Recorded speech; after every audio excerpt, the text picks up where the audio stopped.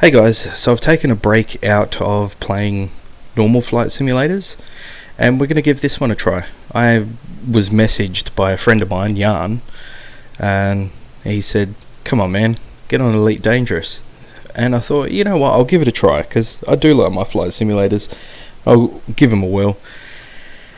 And I've had this for about 24 hours. I had a bit of a muck around, set up all my buttons and everything because I've got a HOTAS joystick for, and that's lingo for basically hands-on throttle and stick. Just means a hell of a lot of buttons on your throttle and stick.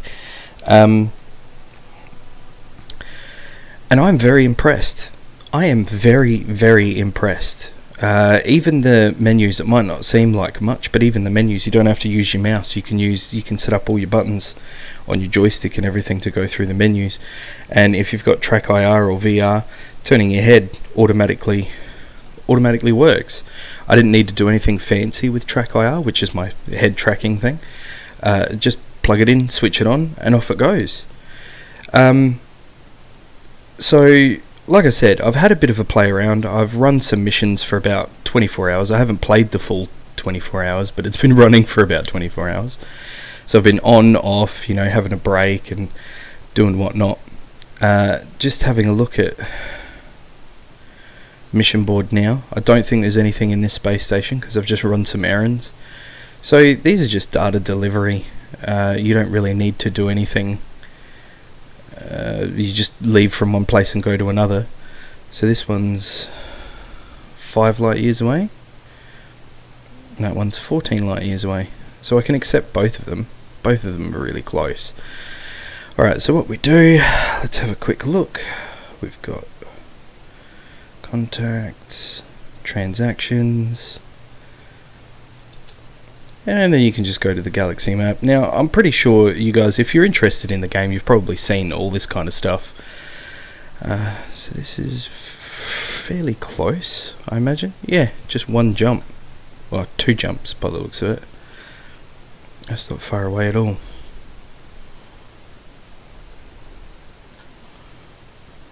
I could probably do that in 1 jump, really. But anyway, so we can do those missions, but basically what I've done is get involved in the role-playing community as well. In the last 24 hours I've had a look. I've had the game for about 3 days, but obviously I can't play it from start to finish in, you know, that time. And by start to finish I mean it's obviously a large game. I'm not going to finish it in 3 days. No one can. It's a role-playing game.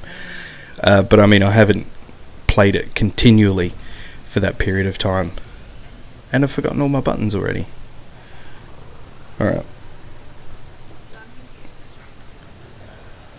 so we'll just get out of the way of the space station.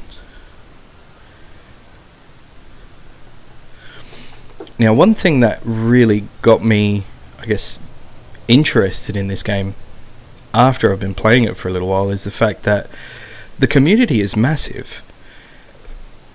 And not only is the community massive, but there's secrets, and there's so many exciting things that can happen in this, especially with the role-playing. Now, I haven't really been a fan of, you know, space, kind of what I would call the space nerd. I'm more of just, you know, like a flight nerd.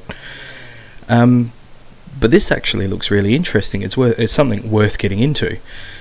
Now, just go for a bit of a fly around so you've got something to watch while I'm actually doing it. What I'm doing now, I'm going to open the galaxy map and I'm going to have a quick look at where I need to go. So I've got one over here to deliver and one over here to deliver. So we'll go to the furthest one first.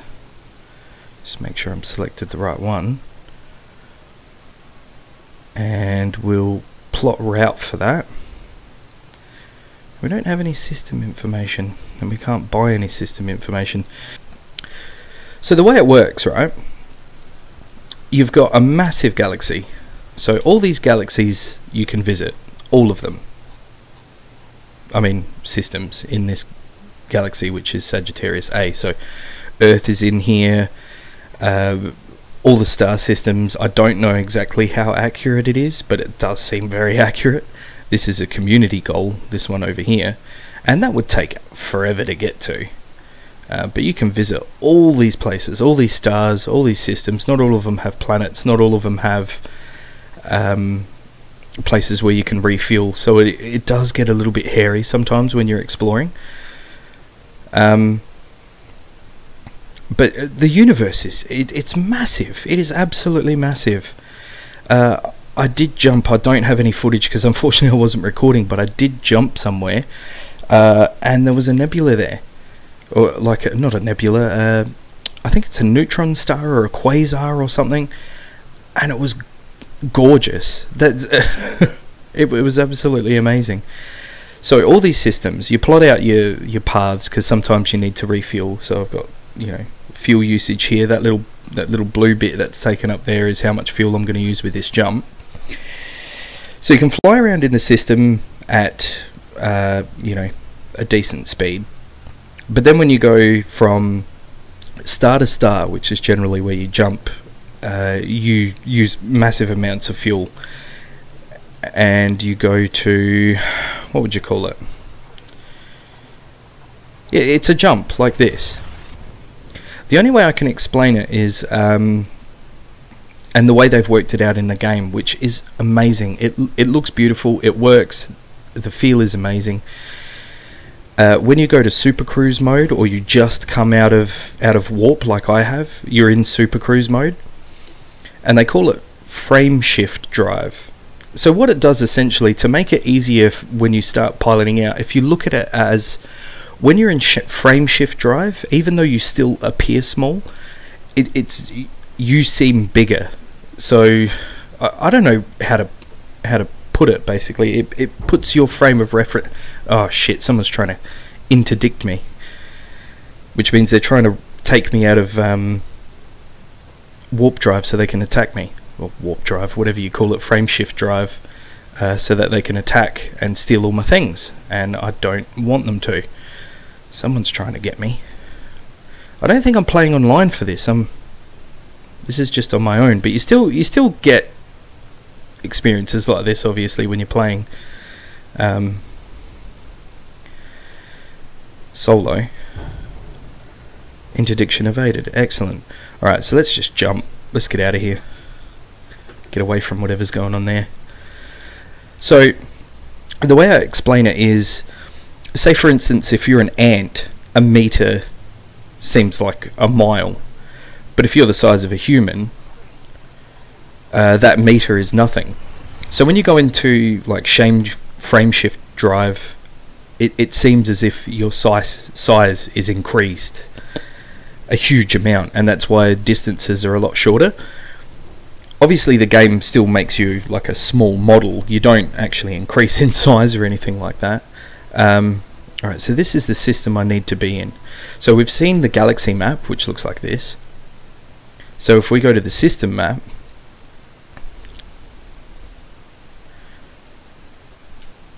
here we go. See, this has got the little globe on it, so this is where I need to go, and I'll just set it as marked. How are these things going to be actual size? How are they going to model these things to be, actual size of planets and actual distances? It seems like an absolutely impossible task, but they've done it.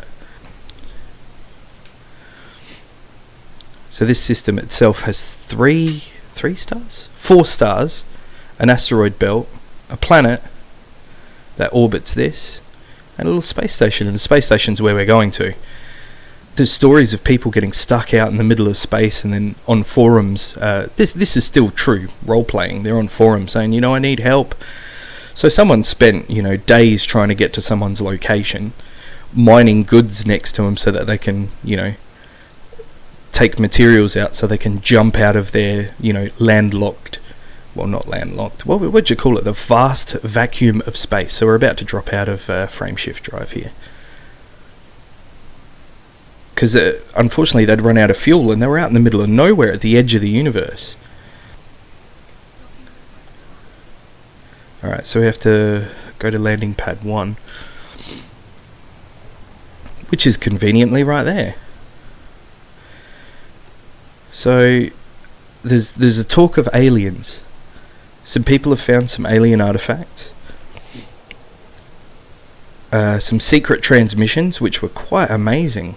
they had to, some smart guy decided to take the sound and scan it into like a Audacity or something like that to see what was in the message, and there was a message in the message. So if we go to mission board, because I took up a mission from the last space station, so I've picked something up, just got to deliver it, and then they pay me for it, whatnot. Very good, excellent.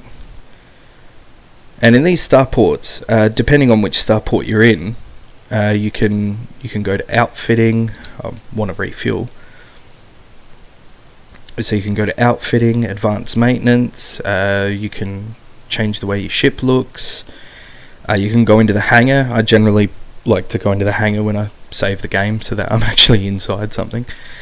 I've only played online for a couple of minutes, just to see how it goes. Now the online thing seems amazing because there's the whole lore, there's people role-playing properly, which is great. I love that. I'd love to get involved in that. So in between making my flight simulator videos and playing flight simulators, this is what I'll be doing. This will be another one of these little games that I'm going to get involved in. So what I did, I just went to the star system because I'm already docked and I'm kind of safe at the moment, so I've just decided that I'll go into my galaxy map, find out where it is I need to go, and get set for my next takeoff. This is why I love head tracking software, because you find your target and then you just pull your aircraft to it. So we're just going to do another jump, do another delivery. Now there's a lot going on. There's pirates, there's factions at war. It seems like war at the moment is a little bit quiet. There's still wars going on, but because of this whole aliens thing going on, it seems to have died down, because I think they're getting ready. People are, working on their ships to make sure that they can take on this new alien race. So, and from my understanding, there could be 2 alien races, not just one. I've got a feeling that one alien race is trying to stop the other alien race, and depending on which one we help, depends on whether the human race is going to be at threat or not. I mean, at risk, not at threat. I was very skeptical. I thought there's got to be limitations. People aren't telling you what it is you can and can't do. So far, I haven't seen any limitations whatsoever, apart from there's no limitations on visiting, I should say, the planets and star systems and things like that. You can visit all of them in that massive list of stars that is just huge. And there's a little human bubble, like the human occupation is only tiny, but people explore. They go for miles and miles, and there's still space systems and stuff out there. New space stations get built as well. That changes. Wars are going on in certain areas, so you might get more action out on the front lines, but the front lines change as well, because that's in with the role playing and the expansion of the human universe. What are these things? I don't understand. Are they shooting stars or what? What is going on? So you can drop out anywhere in space. It's not like you have to be near a star or a space station in order to drop out of space. It all is, what would you call it? It's all accessible. Even out in the middle of nowhere where there's nothing around, you can drop out a frameshift drive and fly around empty space. So it's not like you're restricted to systems and planets as well. I'm going to go into Super Cruise because this is just ridiculous. And then maybe I want to apply thruster left. So now I'm just going to be twirling forever in space and making myself sick.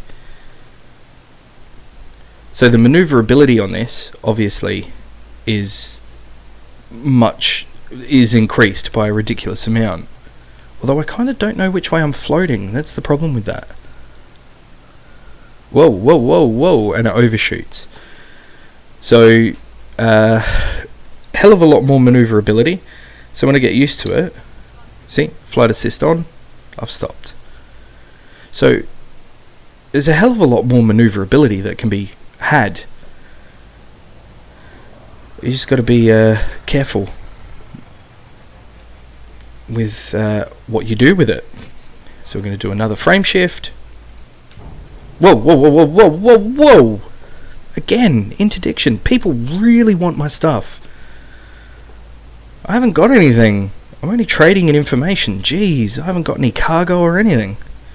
Damn you, Jan. I'm enjoying this. This is another game that I'm going to need to give time to. Very much enjoying it. So the other flight simulator video I'm doing is in relation to this, I guess. There's flight vectors, how they affect your aircraft, and any of those forces that I'm going to be discussing in the next video don't really come into play here. And I guess that's the vital difference between space flight simulators and real life flight simulators. And we're going to drop in at... Oh, look at that. Smooth as. How the hell am I going to get into this? Jesus.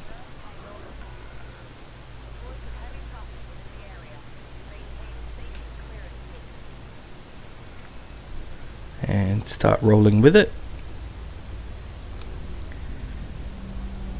And we're in. Now we're landing pad 19. Where's 19? There we go. Right there.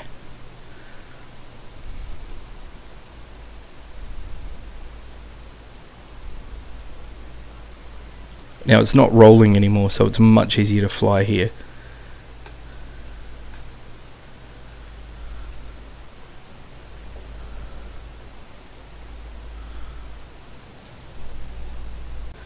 Forward a little bit. Stop. Right a little bit. Left a little bit. Down.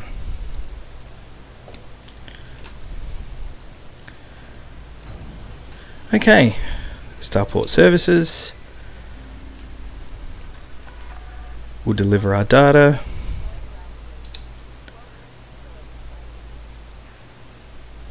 Claim reward. How much should I get paid? Give me the cash. 4,200. That's rubbish. Rubbish. Alright, anyway. So that's that sorted. Let's enter the hangar and call it a day. So if you're interested in space flight simulators or role-playing, I really suggest you give this a go. I'm into it 2 days. I guess I'd been saying to Jan, you know, yeah, I'll get it, but I'm not really into space flight simulators. Now, I'm a very casual gamer. I'm a nerd, but I'm very, very casual. A game might hold my attention for a little while, but generally I kind of go off it rather quickly because I'd rather do other things. But this seems like something I will continue playing.